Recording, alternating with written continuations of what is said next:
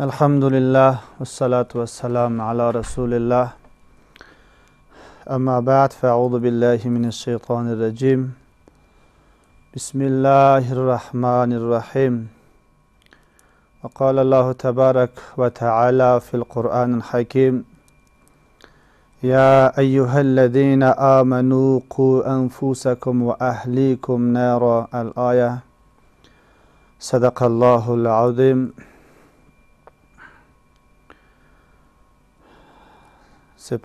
سپاس گزار هستم پروردگار عالمیان را، ذات مهربان، خالق همه کائنات و موجودات، برای اینکه بار دیگر هم تا به این دم فرصت حیات را برای بنده حقیر باقی بخشید تا اینکه لحظاتی در خدمت دوستان عزیز قرار داشته باشم. قبل از همه عرض سلام و ادب دارم خدمت همه بینندگان و شنوندگان پاسخ نور. همیشه به الله سبحانه و تعالی دعا میکنم که لباس صحت و عافیت به تن داشته باشین. موضوعی را که میخواهم امروز خدمت شما دوستان و عزیزان اشاره بکنم، موضوع امروزی من شما حقوق فرزندان بر والدین می باشد. بدون شک این موضوع یک موضوع خیلی مهم و با ارزش می باشد. پس بدانیم که فرزندان بر والدین چه حقوقی می داشته باشند. طوری که والدین، پدر و مادر، بر فرزندانش هم حقوقی دارد، ولی فرزندان هم بر پدر و مادر هم حقوقی را می داشته باشند. چون که فرزند و یا طفل در اولین خانه‌ای که تولد می شود، این خانه پدر و مادر هست. جایی هست که در آنجا تربیه می شود، در آنجا پرورش می یابد. پس تربیت و پرورش فرزند یا اطفال بسیار مهم هست. زمانی که یک طفل به خانه به دنیا می آید، این خانه بهترین آموزشگاه، بهترین مدرسه، بهترین مکتب برای فرزند باشد.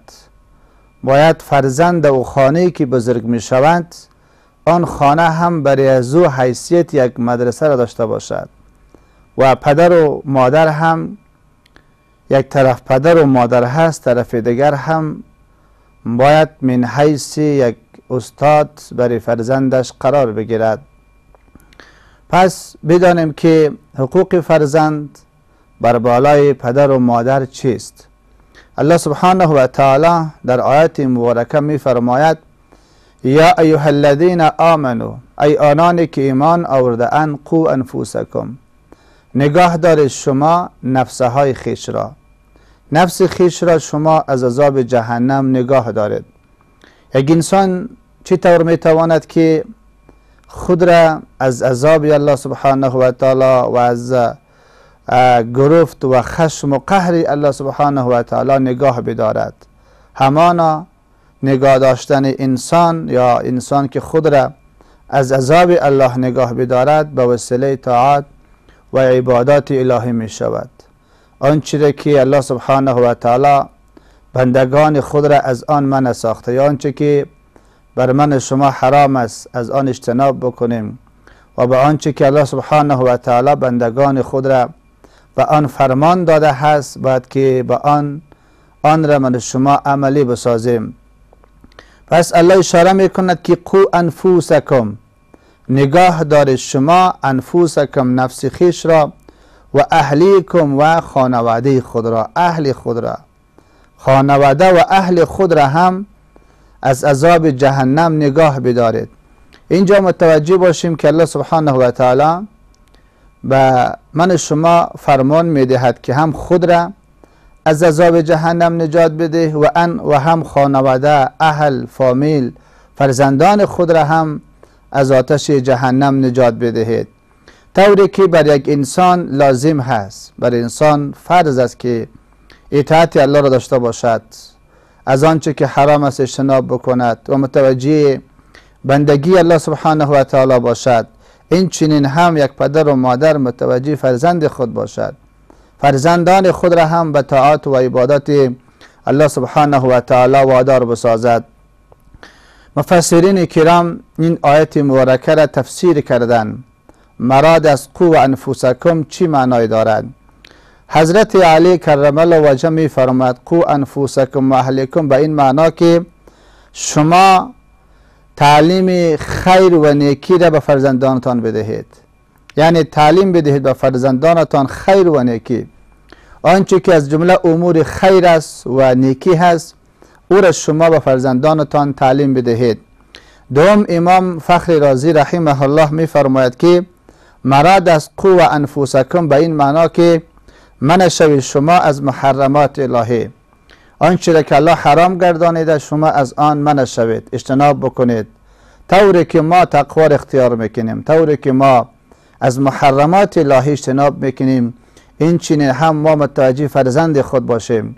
طوری که هر پدر و مادر متوجه اصلاح خود باید باشد، خود را هر پدر و مادر اصلاح بسازد و این شکل باید هم این متوجه اصلاح فرزندان خود هم باشد.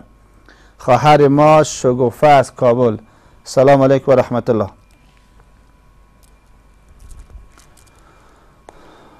سلام علیکم و رحمت الله.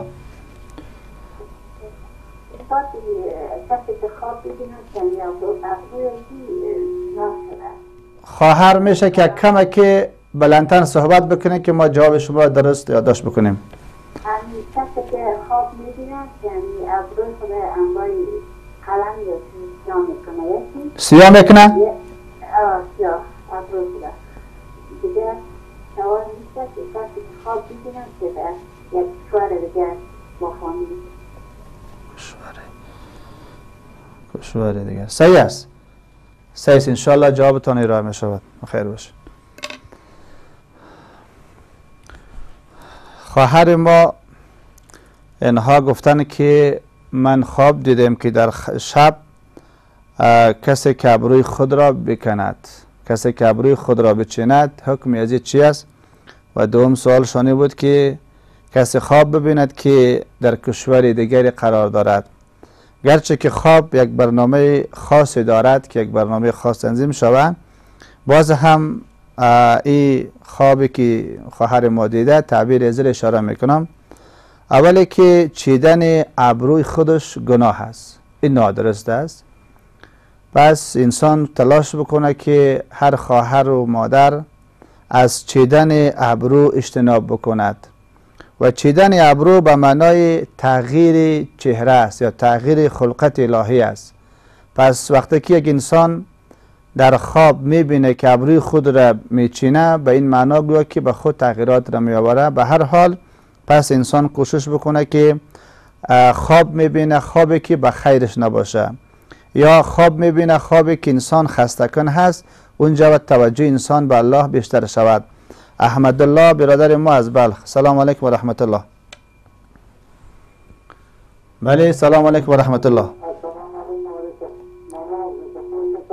و علیکم السلام و رحمت الله. بفرمایید.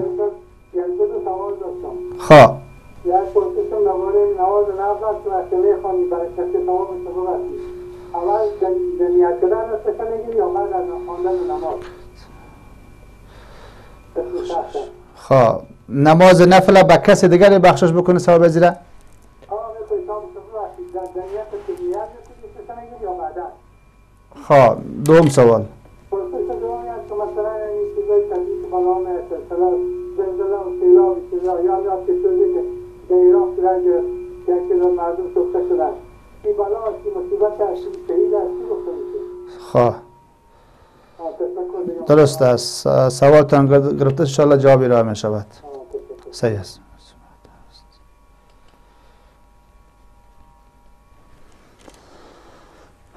احمد الله برادر ما سوال داشتن، گفتن که وقتی که یک کسی که نماز نفل میخوانه میتونه که ثواب زیر به کسی دیگری بخشش بکنه یا خیر؟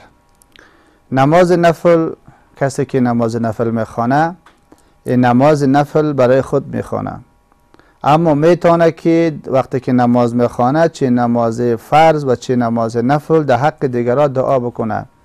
اما ایتو نمیشه که انسان نماز بخوانه بگوید در رکعت نماز به خاطر مادر یا به خاطر پدر یا به خاطر کسی دیگری، یا یکی بگوید که یک کسی بخواد نماز بخوانه برای از بگوید که تو نماز نخوان، ما از طرف تو در رکعت نماز میخوام، نماز فرض یا نماز نفل. نخیر، فقط تو میشه که یک کسی که نماز میخوانه ثواب نمازش برای اموات میشه که امو در نماز دعا بکنه. در نماز برای خود هست، اما بعد از نماز میشه که دعا بکند برای کسایی که از دنیا رفتن یا کسایی که خویشاوندانش است.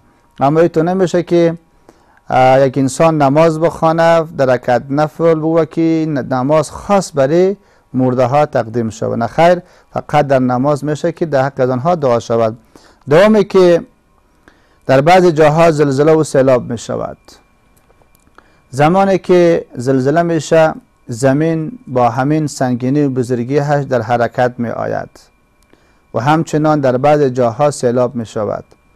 این زلزله اشاره هست به قدرت الله سبحانه و تعالی. الله متعال بنده هش را متوجه می سازد. زمانی که بنده ها از الله غافل شوند، بنده ها متوجه الله نشوند، بنده ها اینها به طرف فسق و فجور و گناه حرکت بکنند، الله سبحانه و تعالی بندگانش را با وسیله زلزله و سیلاب اینها را متوجه می سازد.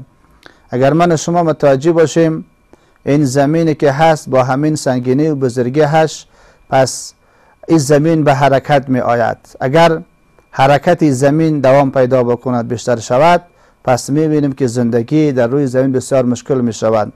و همچنان سیلابی که می آید، در بعض جاها سیلاب با وسیله سیلاب در بسیار جاها خانه های مردم ویران می شود و بسیار کسایی هستند که به اثر سیلاب جانهای خود را از دست دادند. این زلزله و سیلاب هم یک عذاب الهی است، عذاب است. الله بندگانش را متوجه می سازد. اما کسایی که به اثر زلزله، به اثر سیلاب جانهای خود را از دست می دهند، باز این برای اینها هم حکم شهید را گفته می شود که البته مسلمان باشد. اگر کافر به اثر زلزله یا به اثر سیلاب او می مرد، مردار می شود، پس او برای زوی تو نمیشه که این هم یک درجه و مقام داشته باشد. نه خیر، به هر قسمی که کافر بمره یا کسی بوره بکشه یا خودش بمره، به هر حال پس او مرگ و مردن به خیر از او نمی باشد.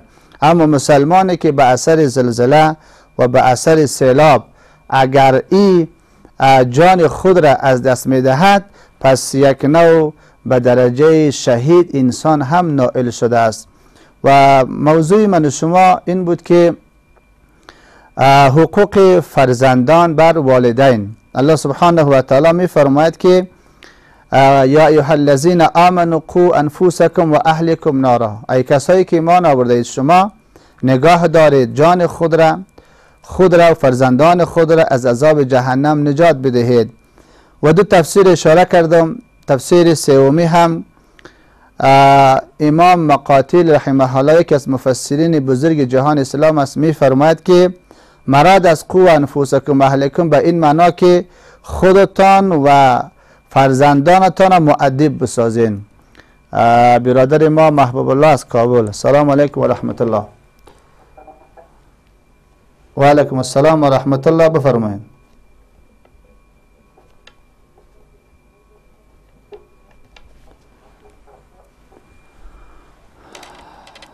صدای ما را دارین شما؟ سلام علیکم. بله بله. بفرمایید. که این بلندتر صحبت بکنید شما؟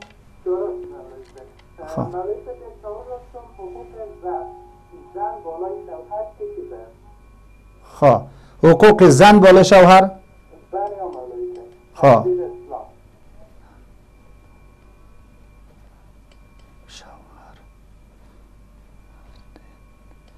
صحیح است. سوالتان گرفته شده، جواب ایرا می شود. بخیر سلامت باشین. برادر ما محبوب الله گفتن که حقوق زن بر بالای شوهر چی است؟ حقوق زن بر بالای شوهر، حقوق زن بر بالای شوهر ای که شوهر اول با همسرش با بهترین شیوه رفتار داشته باشد، اخلاق نیک داشته باشد و باید شوهر متوجه حقوق زن خود باشد. اولین حق مسکن جای برای همسر است. یک شوهر بر بالایش فرض است که مسکن جای برای همسرش آماده بسازد. و دوم نفقه مصارف زن است. مصارف و نفقه زن است که پس او مصارف و نفقه که بر شوهر لازم هست او را شوهر برای همسرش آماده می سازد. و همچنان شوهر نمی تواند که همسر خود را مانع شود از رفتن به خانه پدر و مادر یا محارمش. به هیچ وجه شوهر حق ندارد که نمی تواند که همسر خود را منع بسازد که تو به خانه والدین رفتن نمی توانید. مروه از لوگر.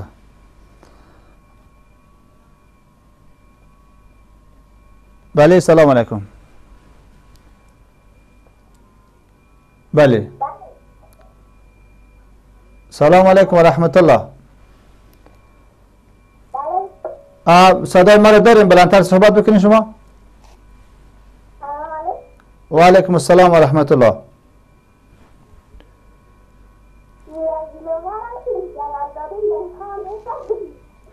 بلندتر صحبت کنید شما. بله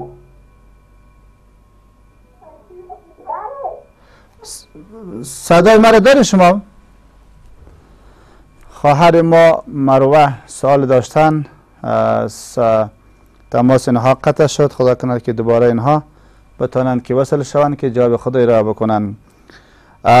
امام قاطع رحمه الله می فرماید که قوا انفسکم و اهلکم به این معنا که خودتان و فرزندانتان مؤدب بسازید. یک پدر و مادر هم اول متوجه باشد که اخلاق خود را درست بسازد، آداب خود را درست بسازد.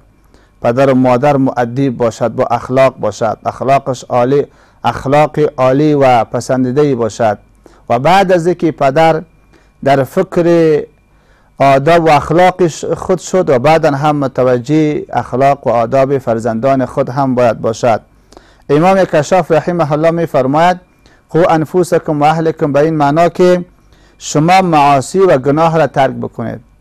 آنچه که گناه است، سبب نافرمانی از الله سبحانه و تعالی می شود، آن را باید که من و شما ترک بکنیم. حقوق فرزندان بر والدین، بر پدر و مادر. پس ما چند حق فرزند را خدمت شما مختصر اشاره خواهم کرد. اولین حق فرزند بر بالای پدر و مادر همان آذان گفتن است. طفل به دنیا که می آید در گوش طفل باید که آذان گفته شود. اگر پدر خودش میتواند آذان گفته خودش آذان بگوید، اگر نمیتواند فرزند خود را ببرد به نزد عالمی تا اینی که در گوش فرزندش آذان گفته شود. آذان دادن، آذان گفتن در گوش فرزند به این معنا که زمانی که طفل به دنیا می آید اولین کلمه‌ای که به گوش طفل برسد همانا توحید و یگانگی الله سبحانه و تعالی است. اینجا پدر و مادر فرزند خود را متوجه می سازد که تو یک پروردگار دارید، یک خدای دارید، الله واحد و لا شریک، که تو باید پروردگار خود را بشناسید. فروزان خواهر ما از کابل.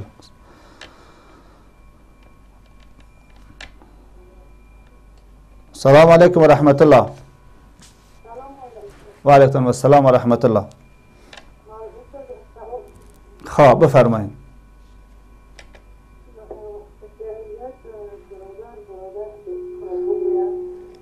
سوالتان درست سوالتان نگفتم خواهر، میشه کمی بکی بلند صحبت بکنین؟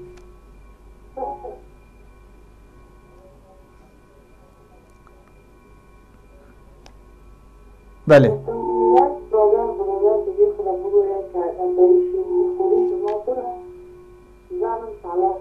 خواه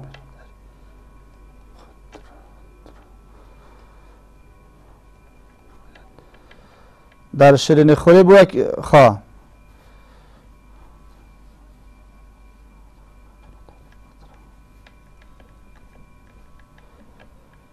بله خواه تماس خواهر ما فکر کنم قطع شد.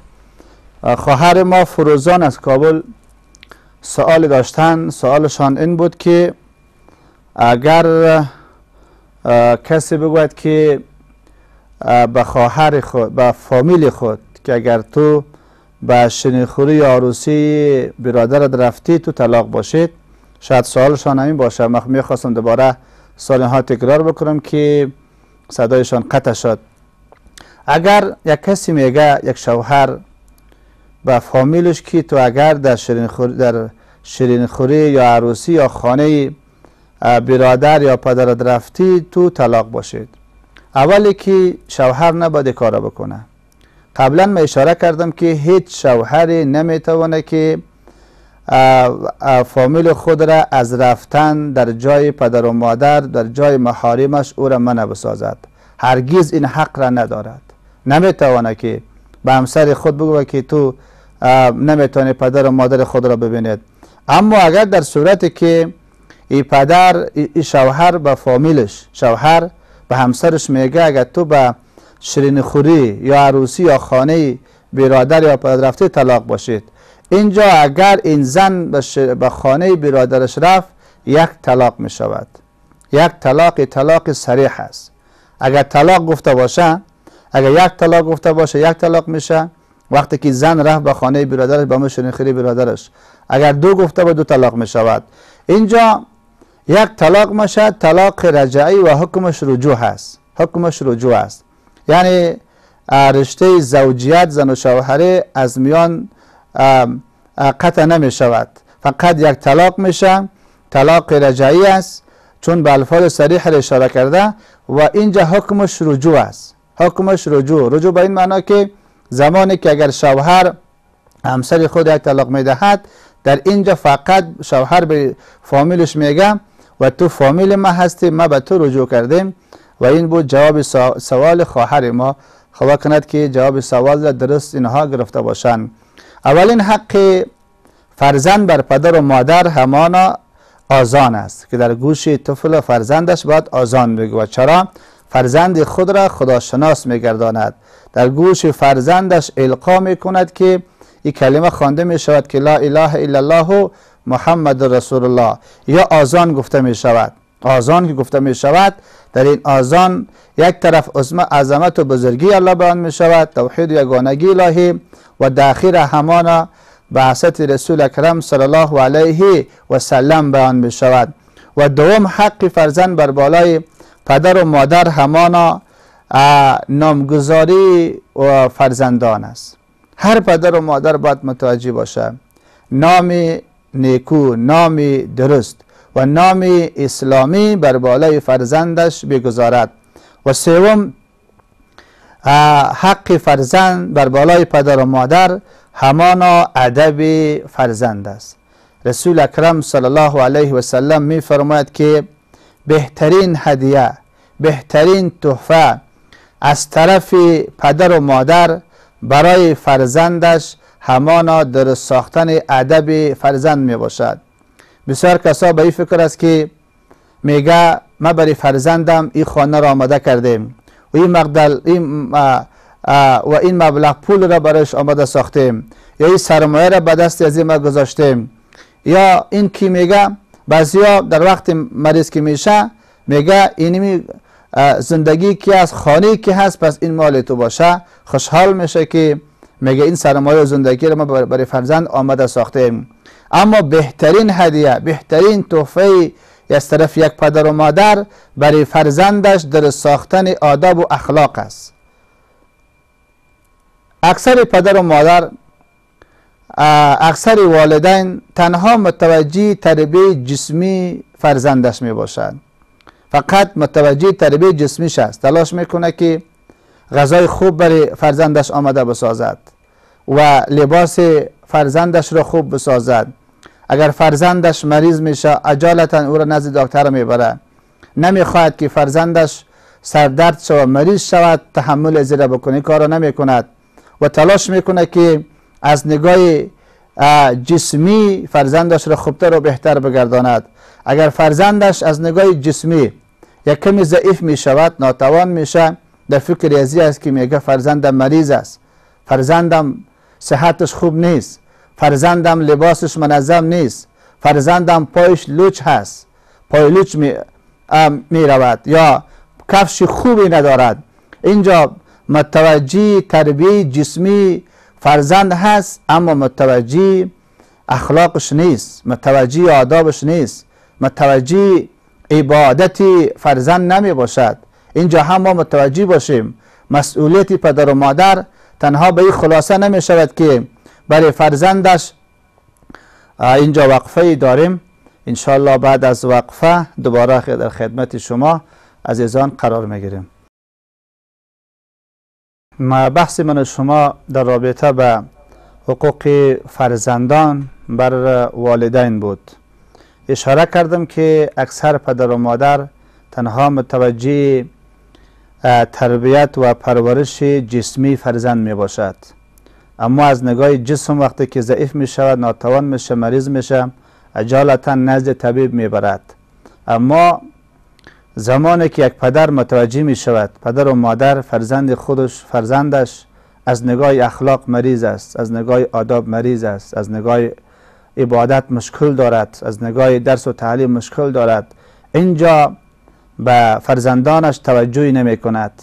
اما کسی که پدر و مادری که برای فرزندانش بهترین پول را آماده می سازد، بهترین سرمایه را آماده می سازد، بهترین غذا را برش آماده می سازد، بهترین مکان برش آماده می سازد، اما اگر برای فرزندش تعلیم اخلاق نباشد، تعلیم آداب نباشد، آموزش دین برش نباشد، پس اینجا در حق فرزندش جفا کرده، در حق فرزندش خیانت کرده. چرا؟ فرزندان امروز، اطفال امروز، اینها جوانان آینده کشور هستند. این کشور را، این اطفالی که امروز هست، فردا جامعه ما را تشکیل می دهد، فردا حکومت ما، نظام ما تشکیل می دهد.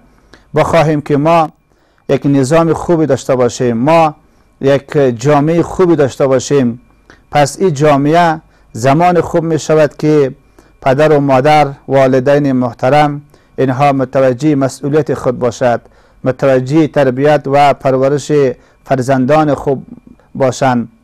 یک داستان را خدمت شما اشاره می کنم. در زمانی که شاهها یک جوان اسیر می شود، جوان را می برند نزد پادشاه، جوانی که بار بار دزدی کرده، قتل کرده، این جوان را نزد شاه می برند. پادشاه همان زمان، حاکم همان زمان، دستور اعدام جوان را صادر می کند.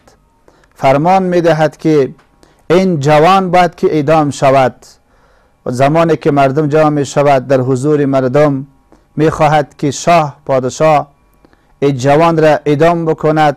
جوان بر شاه می گوید که قبل از اینکه تو من را اعدام بکنید، قبل از اینکه مرا به دار آویزان بکنید، پس یک بار والده مرا، مادر مرا نزدم حاضر بکن که من به او یک وصیتی دارم.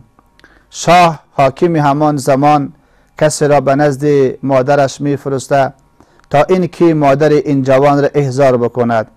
مادر جوان می آید برای فرزندش می گوید فرزندم پس به من چی وصیتی دارید؟ فرزندش می گوید به مادرش که تو نزدیک بیا. دست مادرش را می گیرد، انگشت مادرش را در زیر دندانش قرار می دهد و او را دست مادرش را می جود. بالاخره طور می شود که حتی از انگشت مادرش خون جاری می شود. وقتی که شاه نزدیک شد به قهر شد، گفت که چرا به مادرت اذیت رساندید؟ انگشت مادرت را در زیر دندان گرفتید، اینجا یک نوع اذیت، ضرر برای مادرت رساندید. جوان برای شاه میگوید که امروز من که اعدام می شوم، امروز من که حیات خود را از دست می دهم، از خاطر غفلت مادر من بوده. چرا؟ من ابتدا خرد بودم، از خانه همسایه یک تخم را دزدی کردم، بعدا مرغ را دزدی کردم، مال مادرم برای من چیزی نگفت، مادرم نگفت که این گناه است، پس تو تخم دزی نکن، مرغ مردم را دزی نکن، این سرقت و دزی را ترک بکن. این جوان چی میگه؟ میگه مادرم مرا آگاه نساخت، مادرم مرا تربیه نکرد، مادرم مرا توصیه و نصیحت نکرد. پس اگر من امروز بدار که آویزان میشم، از خاطر غفلت این مادرم میباشد، از خاطر ازی که این مادر متوجه تربیه من نبوده است. پس این جوانی که بدار آویزان میشوند ولی والدینش پدر و مادرش متوجه فرزندش نبوده است. امام رازی رحمه الله می فرماید برای فرزند یک مثال را بیان می کند. فرزند به مثل یک باغ است یا به مثل یک زمین کشتزار هست. زمانی که به زمین تخم پاشیده می شود، یک زمین کشتزار هست.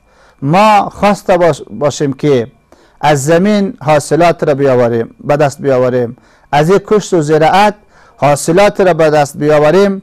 اینجا صاحب باغ و زمین متوجه باغ می شود، متوجه زمین می شود و می بیند کدام علف و گیاه نابکاری که باشه او را از زمین دور می سازد. تلاش می کند که پس این کشتزار را از این درست نگهبانی بکند و سرپرستی درست از این داشته باشد. علف و گیاه هایی که نابکاره هست او را از یک کشتزار دور می سازد تا اینی که حاصلات خوبی را به دست بیاورد. فرزند به مثل یک باغ است. از باغ چه قسم نگهبانی می شود؟ اطراف باغ منظم دیوار می شود و همچنان نهالی که شانده میشه ابتدا بیخ نیال کندنکاری می شود، منظم آبیاری ازی رسیدگی درست به نهال می شود. پس این فرزند هم چنین هست.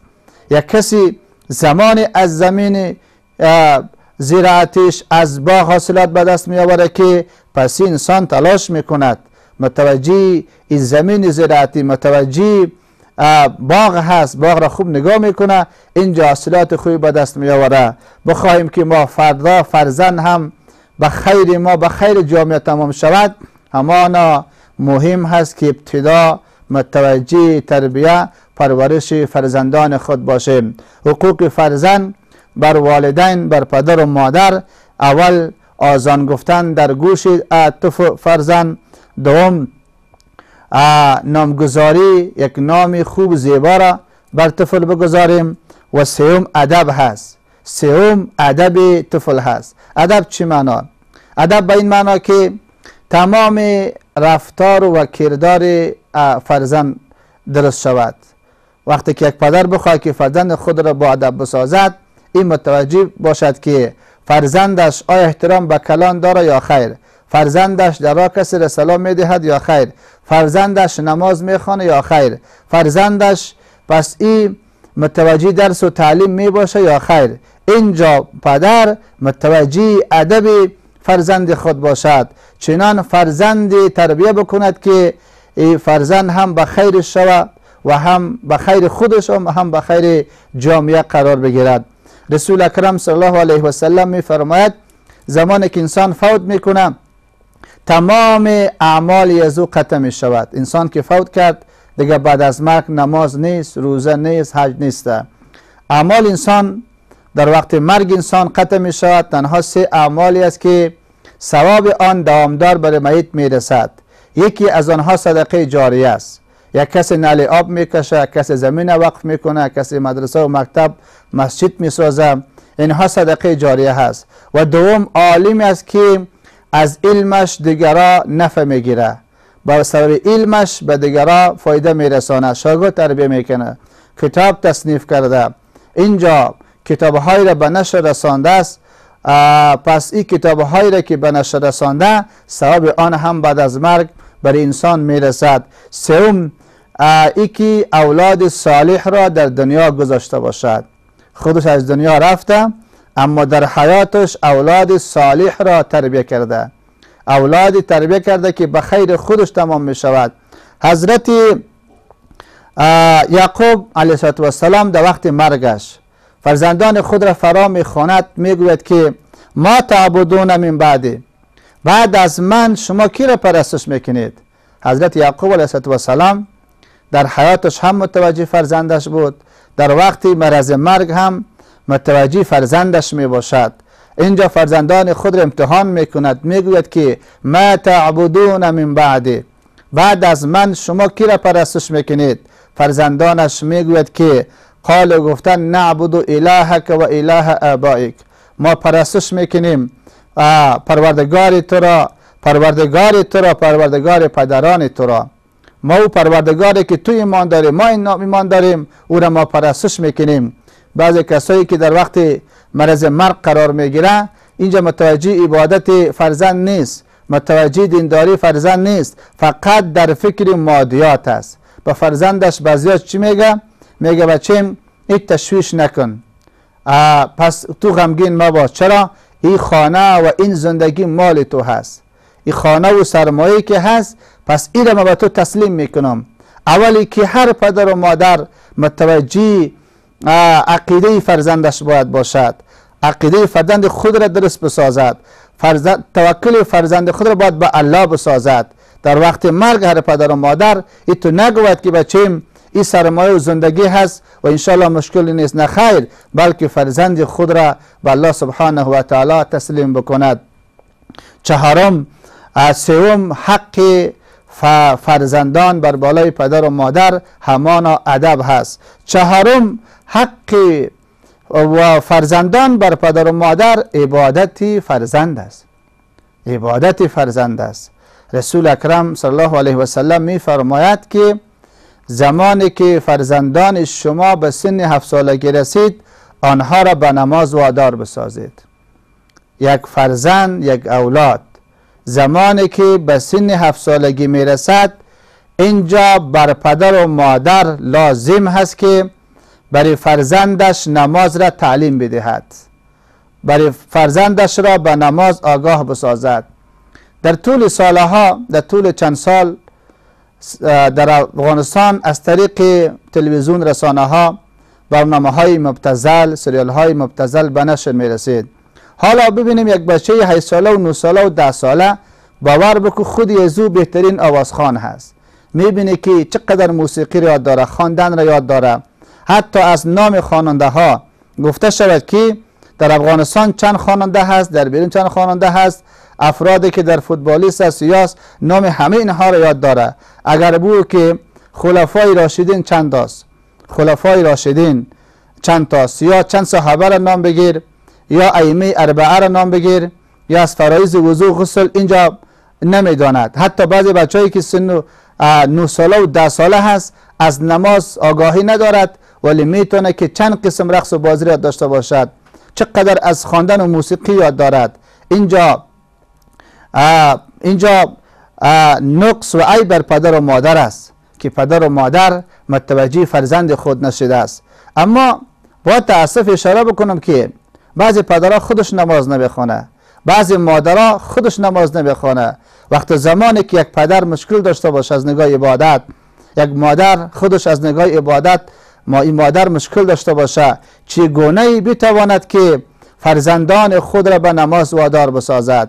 وقتی که یک پدر و مادر از نگاه دینداری، از نگاه عبادت مشکل داشته باشد، او نمیتواند که فرزندان خود را تربیت سالم داشته باشد، در حالی که این یک حق شرعی فرزند بر پدر و مادر است که پیغمبر صلی الله علیه و سلم می فرماید زمانی که فرزندان شما به سن 7 سالگی می رسند نماز را برایشان تعلیم بدهید، به نماز آنها را وادار بسازید، و زمانی که به سن 10 سالگی می رسد شما آنها را تهدیدشان بکنید. در 7 سالگی تعلیم شود، برشان آموزش شود، آنها را فهمانده شود که فرزندم بر بالای تو در یک شبانه روز 5 وقت نماز فرض است، بعد تو متوجه نماز ها باشید.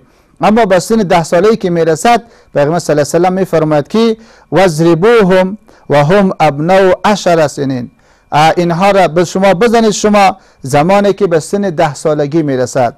مراد از لت کردن اینجا تهدید است. پدر و مادر فرزند خود تهدید بکند که اگر تو نماز نخواندید من تو را لت میکنم، من تو را در خانه نمیگذارم. اینجا فرزند خود را به نماز باید که وادار بسازد. بعضی از پدرها هست که خود شب در خانه است، در خانه قرار دارد، فرزندش در خانه نیست. خود پدر میبینه، مادر میبینه فرزندش تا ساعت 1 و 2 3 در خانه نیست و این فرزندش در کوچه ها میگرده است. این پدر متوجه نمی شود. بسیار جای تاسف است به حال چنین پدری که درست از خانه و سرپرستی ندارد، درست متوجه و فامیل خود نیست، متوجه فرزندان خود نیست. ما زمانی که از یک نظام انتقاد میکنیم که میگیم این نظام چرا متوجه مردم نمی شود، ببین همیشه ما انتقاد ساخت کردیم از دیگرها.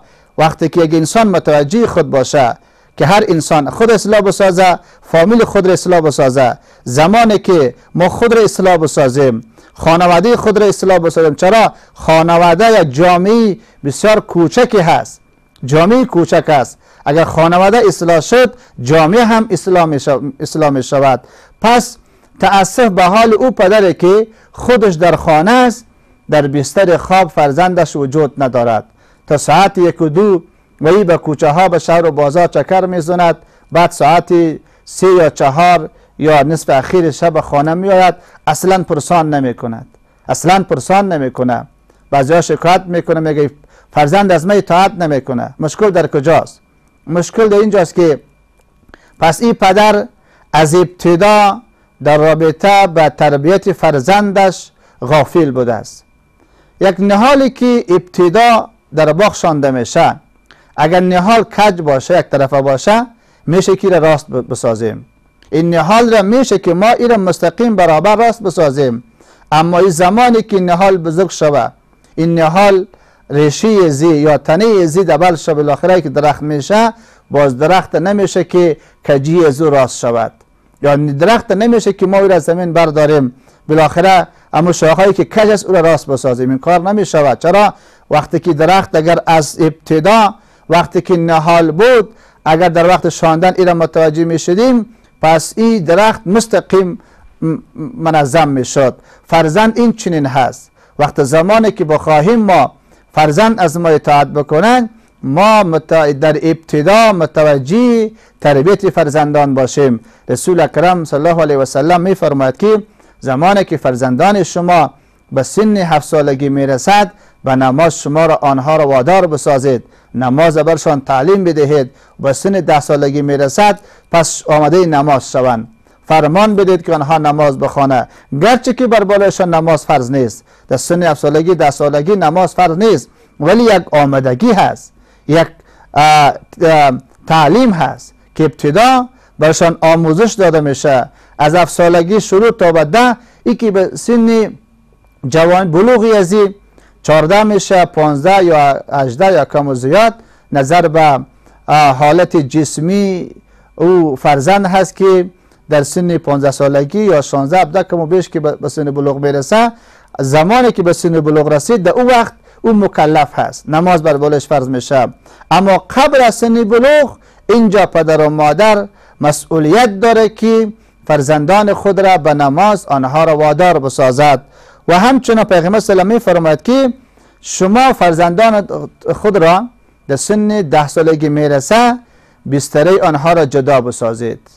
خواهر و برادر را یک جای آنها را نخوابانید، بلکه بستره خوابگاه آنها باید جدا باشد، خوابگاه آنها باید جدا باشد.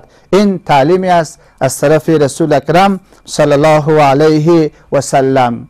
و همچنان رسول اکرم صلی الله علیه و سلم اشاره می کند در رابطه با آموزش اولاد.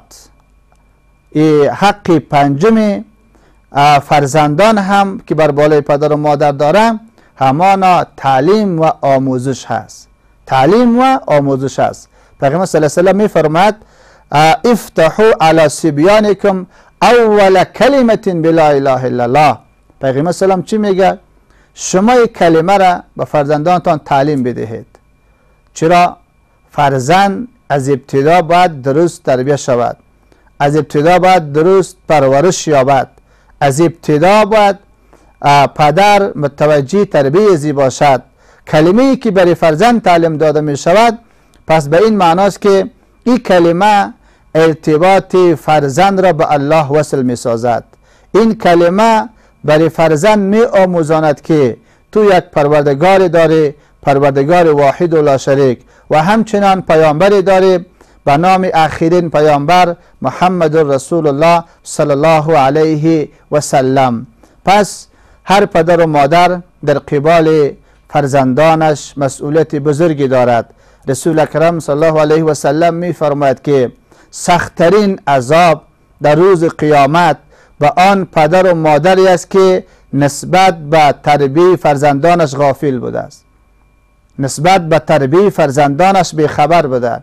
پدرها خودشان میبینه که فرزندشان از اول بیگاه در گیم است، مصروف تلفن است، مصروف فیسبوک و اینترنت هست، حتی تا ساعت 1 و 2 اینها مصروف هستند، مصروف گیم هستند. پدر خودش میبینه، مادر خودش میبینه، ولی فرزند خود را نمیگوید که فرزندم این چیزها به خیرت نیست. یکی سالها، یکی ساعتها عمر خود را، جوانی خود را تو عبث مصرف میکنید و تو مصروف تلفن، مصروف فیسبوک، مصروف اینترنت هستید. اینجا پدر و مادر فرزند خود را باید که متوجه بسازد و آنها را تربیت درست بکند. البته حرف هر انسان مؤثر نیست، حرف هر انسان تأثیر ندارد. حرف آن انسان تأثیر دارد که اول خود را اصلاح بسازد، اول متوجه خود باشد. یک پدری که خودش نماز نخوانه، او نمیشه که فرزندش بگه که بچه‌م برو در مسجد نماز بخوان. خودش در نماز نروه، خودش بی نماز باشه. یا مادری که خودش نماز نخوانه، نمیشه که فرزندان خود را بگوید که فرزندم آن آذان شد وضو بگیر نماز بخوان یا برو طرف مسجد. اینجا اگر با فرزند خود را به نماز وادار بسازد، پس این فرزند از پدر و مادر اطاعت نمی کند. چرا؟ میگه پدر اولی که تو در بندگی الهی ضعیف هستید، اولی که تو نماز نمی خوانید، پس چرا من آمده نماز شوم؟ چون هر حرکت پدر و مادر بر فرزندش تأثیر می کند. حتی طفل زمانی که در رحم مادر هست، قبل از اینکه به دنیا بیاید، هر حرکت مادر بر طفل هم تأثیر دارد. اگر این مادر نماز میخوانه یا نمیخوانه، کار نیک انجام میدهد یا کار بد را، اگر از این امو خشم و قهر هر حالتی که داشته باشه، بر بالای طفل تأثیر خاصی دارد که و این تیپ هم به اثبات رسانده است. این موضوعی که بود خدمت شما دوستا و عزیزان اشاره کردم.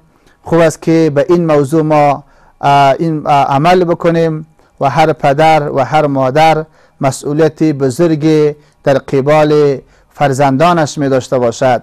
زمانی که ما صفهای مسجد را متوجه میشیم که چند تا جوان در مسجد نماز میخواند، ما در صفهای مسجد چند تا از جوانان را در نماز ما داریم، در حالی که یک کشور اسلامی است. ما الحمدلله ما مسلمان هستیم. مسجد مقدسترین جای، بهترین جای، مسجد خانه الله سبحانه و تعالی. باید ما ارتباط با این مکان مقدس داشته باشیم. یک بار اگر مسلمان ها سر بزند ببیند با کسایی که هندو هستند، مشرک هستند، کسایی که یهود و نصارا هستند، ولی در اوقات عبادتشان آنها اما وقت متوجه میشن آماده هستند، با وجود که عبادت هندو نادرست است، دینش نادرست است، دین یهود و نصارا که منسوخ هستند، ولی بازم با مو طریقیشان، طریقی که قرار دارند با مو طریقیشان آماده هست. ولی ما چگونه مسلمان باشیم که ما متوجه بندگی الهی نباشیم؟ زمانی که یک پدر و مادر متوجه عبادت خود نشود، اینجا هم نمیتواند که فرزندان خود را هم درست تربیت بکند. وقتی برنامه من شما هم به اتمام رسیده است. از الله توفیق عمل میخواهیم. اگر کوتاهی در این موضوع شده باشد، از الله سبحانه و تعالی عفو بخشش میخواهم و در اخیر همه شما دوستان عزیزان را در حفظ و امان الله سبحانه و تعالی می سپارم. السلام علیکم و رحمت الله و برکاته.